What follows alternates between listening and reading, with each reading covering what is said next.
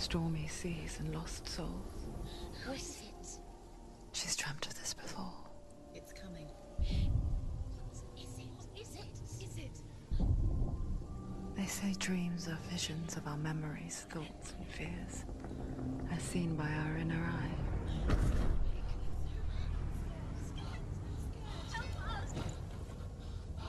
But what if each one of us is always dreaming, even when awake?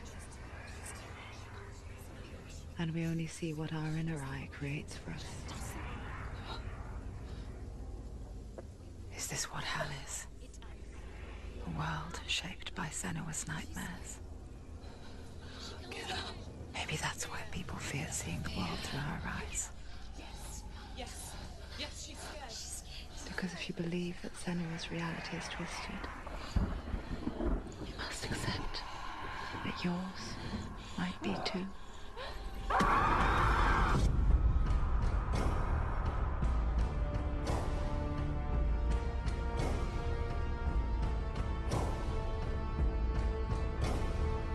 Hellblade: Senua's Sacrifice is a video game about Senua, a Celtic warrior on a vision quest into Viking territory.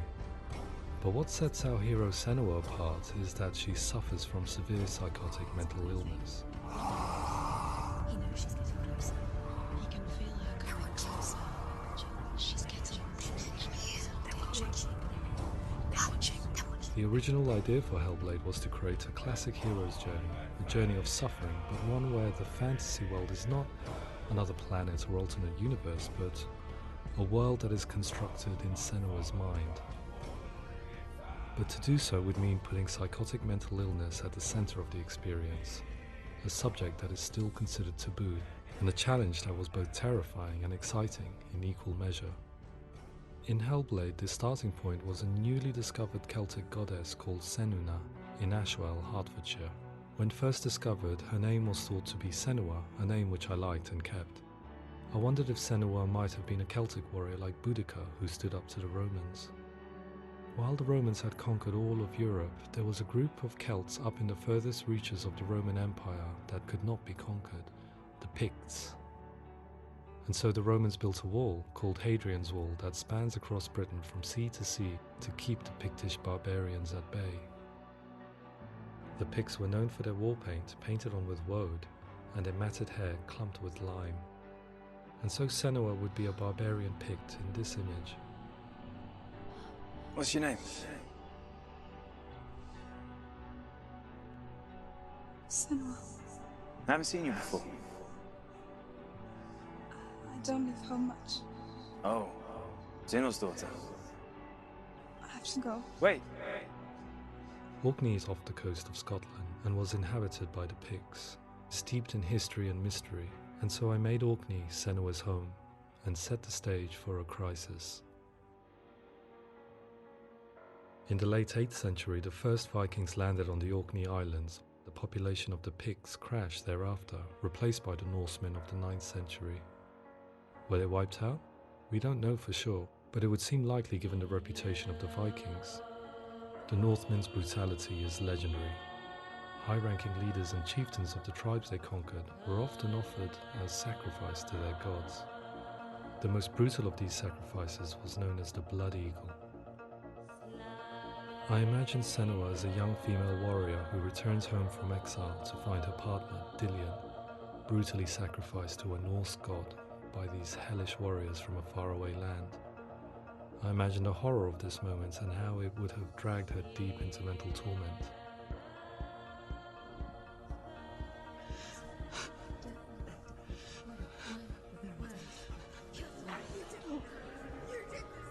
No!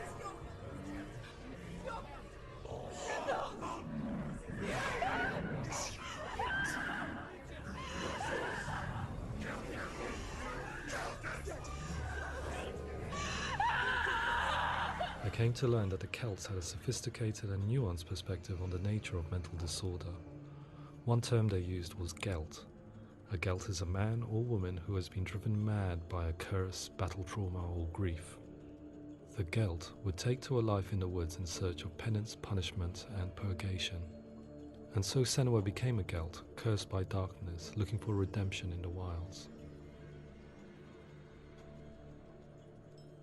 Another word the Celts used in reference to mental disorders was druth, meaning fool, or Liar. one who utters the words of God. They tell of the mad sinner who flees battle into exile and takes on a beastly nature, growing feathers on his body. The character called Druth in Hellblade is based on a little-known person called Findan, an 8th century Irish Celt who was captured and enslaved by the Vikings, but eventually escaped to Orkney where he became a monk. I will tell you my stories of hell, if I may walk with you. Upon meeting Senua, it would be his stories that fuel her quest deep into their world of gods. The Northmen say the world will come to an end. The sun will grow black, the earth will sink into the sea, the stars will disappear, fire and water will meet, flames will play against the sky.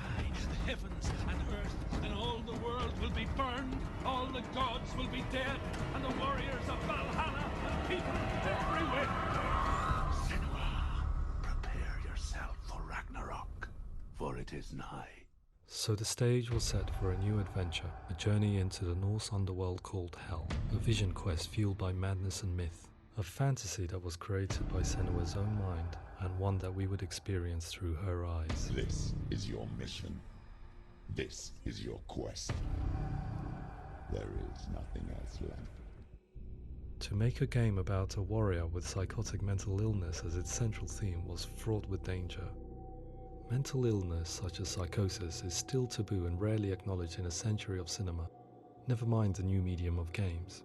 Where it does feature, it often conflates psychosis and psychopathy, associated with a lack of empathy. It is unfortunate that these two words sound so similar that they are used interchangeably in media. I must admit that I didn't have to look very far to discover my own ignorance of the subject. So we reached out to Paul Fletcher, psychiatrist and professor of health neuroscience at University of Cambridge.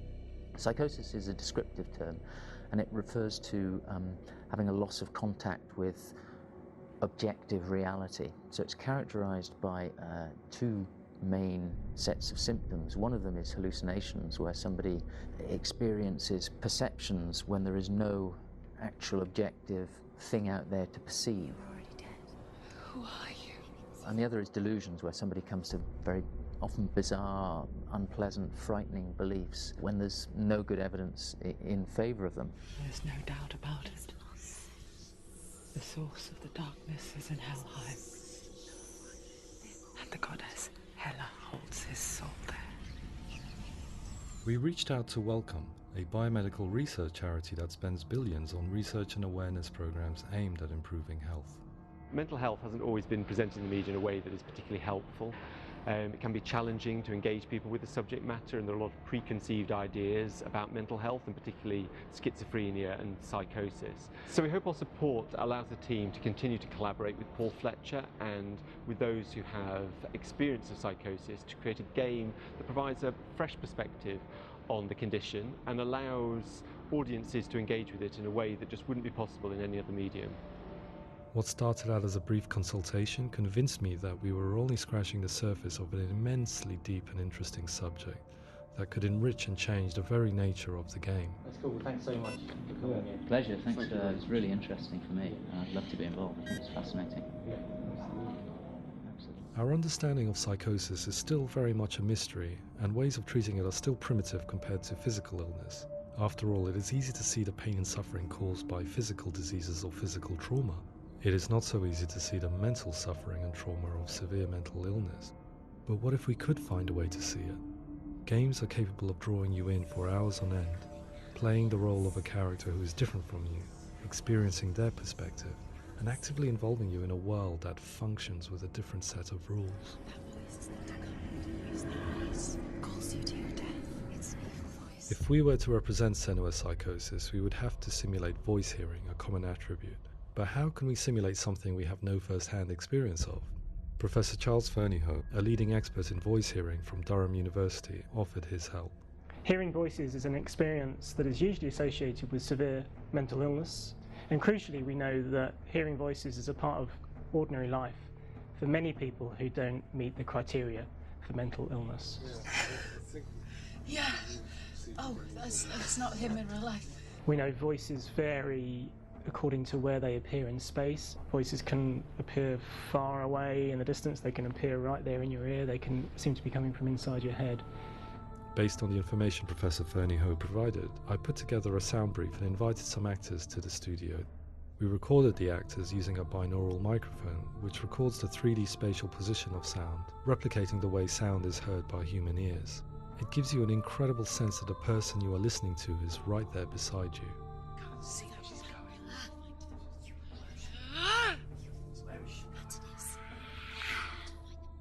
Rachel Waddingham from the Voice Collective came to our studio with 2 young voice hearers to speak to our team. We talked at length about their experiences and they listened to our tests, giving us feedback on how we could improve on it.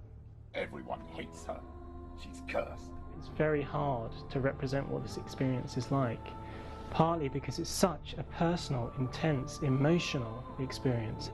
It's testament to how Ninja Theory have been listening to what the researchers are saying, but also, crucially, listening to the experts by experience. What they've come up with is so compelling. It's by far the best representation I've heard of what these experiences are like.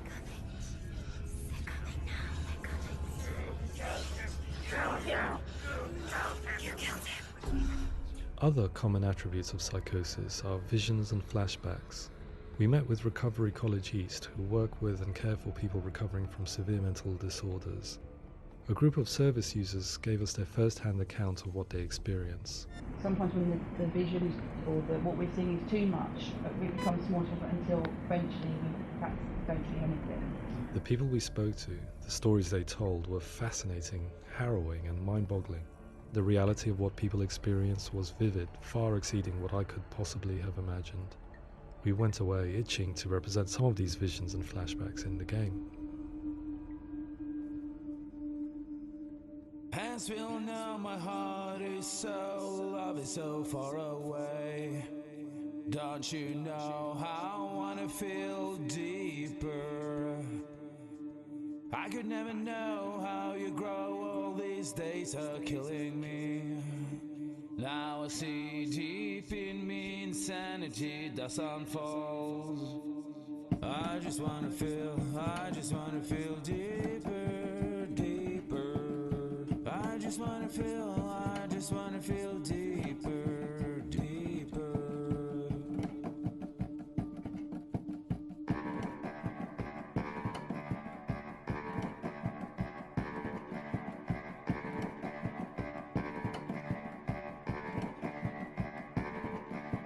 Hands will know my heart is so, love is so far away. Don't you know how I wanna feel deeper? I could never know how you grow, all these days are killing me. Feel like this, read like this, I just wanna live, that's all. I just wanna feel deeper, deeper.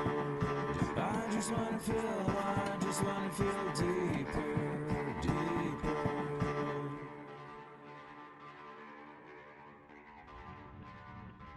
To refine our work, we continue to hold meetings with Recovery College East over the course of a year and a half, showing them what we had achieved so far and refining the in-game representations based on their feedback. With their help, flashbacks, visions and changes in perception were woven into the story and gameplay of Senua. The students that are involved in this project are incredibly excited about being involved.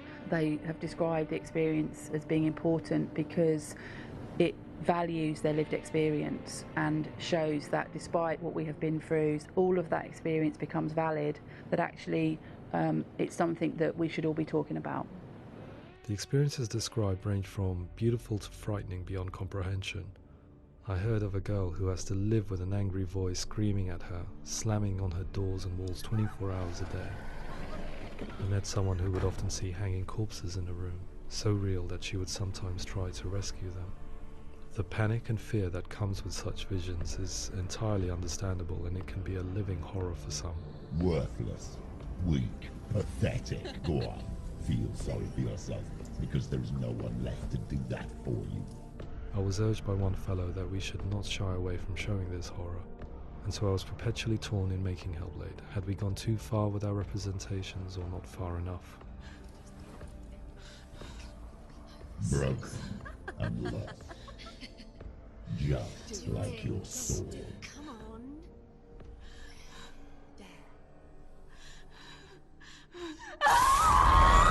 In some ways, voice hearing and visions were the low-hanging fruit, so to speak. There's another aspect of psychosis that is much harder to explain, but one that I think video games are uniquely able to represent, which are often called delusions. People begin to see patterns in the world. They begin to link things that most people wouldn't link. Most of the things that we might think would be coincidence or, not worth commenting on. Nevertheless, that might have a particular salience or importance for them. One individual described how everyday words, sounds, colours and objects were steeped in meaning to him, forming a strange and sinister puzzle that he was determined to solve but could not quite get to the bottom of. It's not just brain dysfunction. It's not like the system shut down. It's actually an incredibly creative process. The person creates a world populated with voices and phantasms and terrors, and they're completely immersed in it. They believe in it. We often invite people into the studio to play the game. In one of our playtests, they played through much of the game, making associations between runes, secret messages, and the threat of darkness that stalked them. There are many things that happen in the world of Hellblade that make perfect sense within the context of Senua's mind.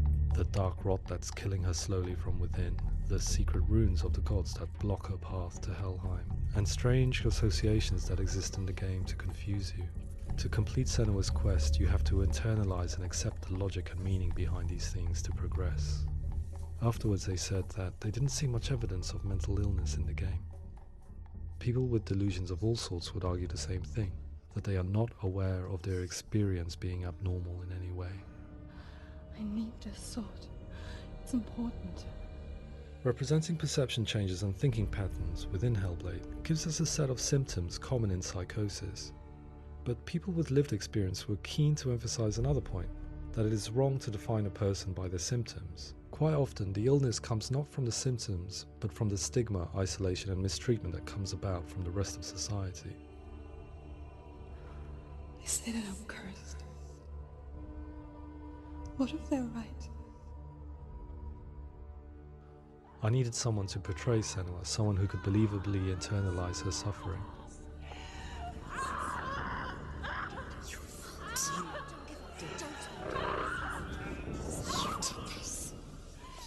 Melina Jurgens, our video editor, had been a stand-in for Senua over a few months while we perfected our motion capture techniques.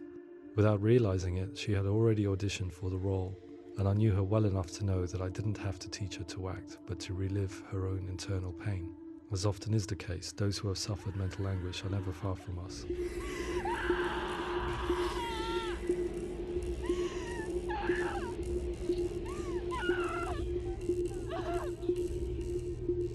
My hope is that by creating a compelling and aspirational character in Senua who feels very much real, albeit in a fantasy setting, we can provide a lens into her reality, a different one to yours, and this is where storytelling comes into play.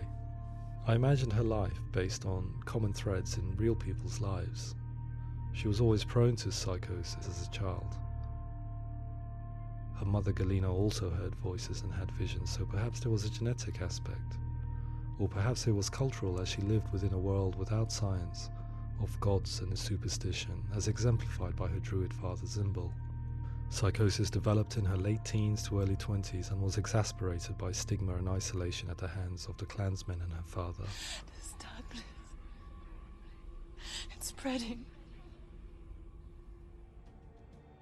The trauma of seeing her lover Dillian sacrificed tips her over the edge, making her remodel her reality around a concept that connects everything: the darkness. So the question is, what Senua experiences real? It can only be answered by saying, yes, it is real. It is her reality. All of her suffering will have been for nothing. It's just a matter of time.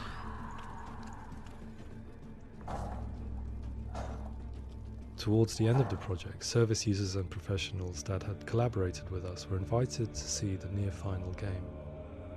It was a chance to see if the game had reflected their views or if it had misrepresented them.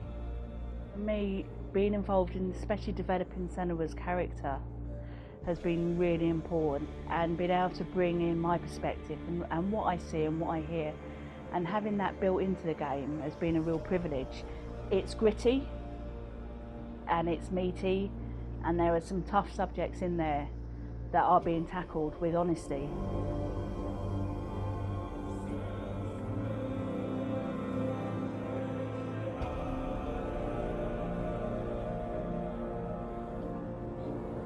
I was blown away by it today, absolutely blown away. It was just fantastic to get the opportunity to use our lived experience in a very creative way. There's nothing tokenistic about the work we've put in. It feels like we've been listened to, things have been taken on board, and I think there was a lot of realism in the game itself, and it feels very authentic.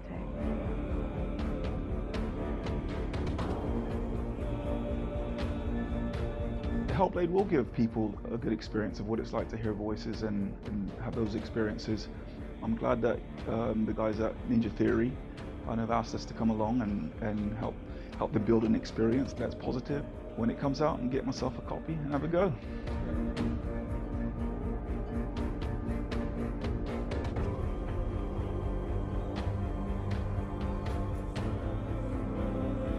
I think all the way through I was really inspired by how the conversations have translated into the game in a way that I think I didn't imagine was possible. So wonderful, really wonderful.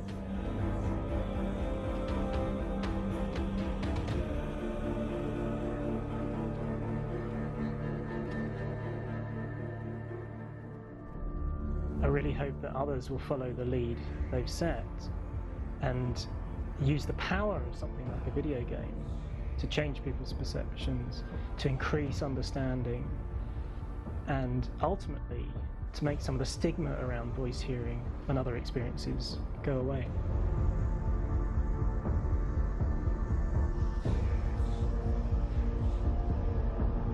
For me, it was really exciting to see something that I explore scientifically being represented so beautifully in a character who's trying to penetrate the mysteries of the environment in which they've been placed, with all of this strange uncertainty and noise and conflicting information that they're getting.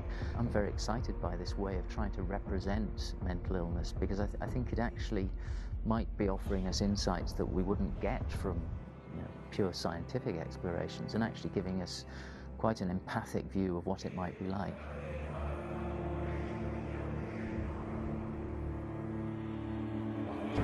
Mental illness has been with us for as long as we have been on this planet, but why? Why hasn't evolution stamped out this weakness from within our gene pool? I often pondered this question until I realized that the question had an inbuilt flaw.